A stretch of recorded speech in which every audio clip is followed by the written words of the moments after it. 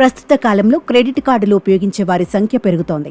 అత్యవసర సమయాల్లో ఆర్థిక అవసరాలను తీరుస్తుండటంతో క్రెడిట్ కార్డులకు క్రేజ్ పెరిగింది.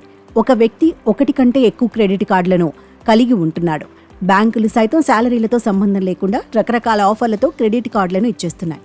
చాలా మంది క్రెడిట్ కార్డుల ద్వారానే పలు రకాల బిల్లులు చెల్లిస్తుంటారు.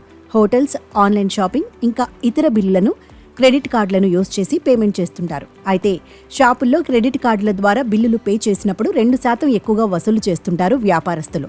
దీంతో కార్డుదారులకు అదనపు భారం పడుతుంటుంది. మీరు ఆర్బీఐ రూల్స్ తెలుసుకున్నట్లయితే 2% అదనపు ఛార్జీలకు నో చెప్పొచ్చు.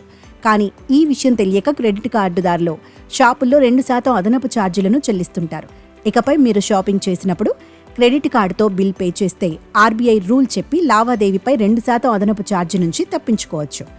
రెస్టారెంట్లో బిల్లును చెల్లించినప్పుడు లేదా ఆన్లైన్లో షాపింగ్ చేసినప్పుడు క్రెడిట్ కార్డు ద్వారా బిల్లు పే చేసినప్పుడు స్వైప్ ఛార్జ్ విధిస్తారు. దీనినే ఇంటర్చేంజ్ ఫీజు అని కూడా అంటారు. ఈ ఛార్జీలు సాధారణంగా కార్డు నెట్వర్క్ ద్వారా నిర్ణయిస్తారు. మీరు మీ క్రెడిట్ కార్డుని ఏదైనా పీఓఎస్ లేదా పాయింట్ ఆఫ్ సేల్ మిషన్లో స్వైప్ చేసినప్పుడు వ్యాపారి పీఓఎస్ టెర్మినల్ మీ కార్డు వివరాలను చదివి చెల్లింపు గేట్వే ప్రాసెస్ ద్వారా క్రెడిట్ కార్డ్ నెట్వర్క్కు ఫార్వర్డ్ చేస్తుంది. కార్డును జారీ చేసిన బ్యాంక్ లావాదేవీని ధృవీకరిస్తుంది. తర్వాత దానిని నెట్వర్క్ ద్వారా అంగీకరిస్తుంది లేదా రిజెక్ట్ చేస్తుంది. కార్డు ఉపయోగించి ఏదైనా వస్తువును కొన్నప్పుడు ఆ లావాదేవీ విలువలో దాదాపు 2% స్వైప్ ఛార్జీ ఉంటుంది. ఉదాహరణకు మీరు ఒక మొబైల్ షాప్కు వెళ్లి ఫోన్ కొన్నారనుకుందాం. ఆ ఫోన్ విలువ 20,000. క్రెడిట్ కార్డును ఉపయోగించి బిల్లు చెల్లించినప్పుడు ఆ షాప్ యజమాని 2% అదనంగా చెల్లించాలని కోరతాడు. అంటే 20,000పై 2% అంటే 400 ఎక్స్ట్రా చెల్లించమని కోరతాడు. అప్పుడు మీరు నేనెందుకు పే చేయాలని షాప్ కీపర్ను ప్రశ్నించొచ్చు. దీనికి సమాధానంగా షాప్ యజమాని ఇది నా కోసం కాదు, పీఓఎస్ మెషిన్ కోసం ఈ బిల్లు కస్టమరే చెల్లించాలని చెప్తాడు.